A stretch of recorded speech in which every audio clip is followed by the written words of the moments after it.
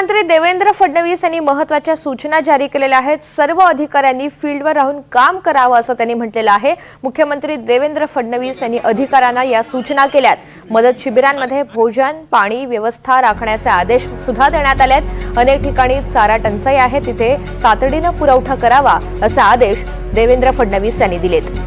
सागर कुलकर्णी आपल्या सोबत आहेत, अधिकची माहिती त्यांच्याकडून जाणून घेऊयात। सागर, मराठवाड्यातल्या सगळ्या जिल्ह्यांमध्ये आज देखील रेड अलर्ट अशी परिस्थिती आहे।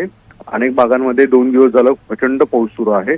अनेक ठिकाणी पूर आलेला आहे। अनेक ठिकाणी परत एकदा शेतकऱ्यांची आणि सर्वसामान्य नागरिकांची वाताहत होती। अशा परिस्थितीमध्ये सामान्य प्रशासन आणि महसूल प्रशासनाला सूचना करण्यात आलेल्या आहेत की ज्या ज्या ठिकाणी पूर परिस्थिती निर्माण होईल आणि लोकांचे हाल होतील अशा ठिकाणी तात्काळ सेवा सुविधा ज्या आहेत त्या उपलब्ध करून दिल्या जाव्यात आणि ज्या मूलभूत सुविधा आहेत त्याची देखील उपलब्धता केली जावी।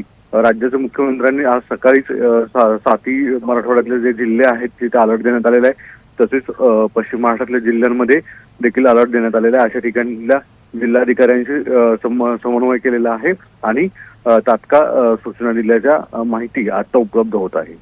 अगदी धन्यवाद सविस्तर माहितीसाठी।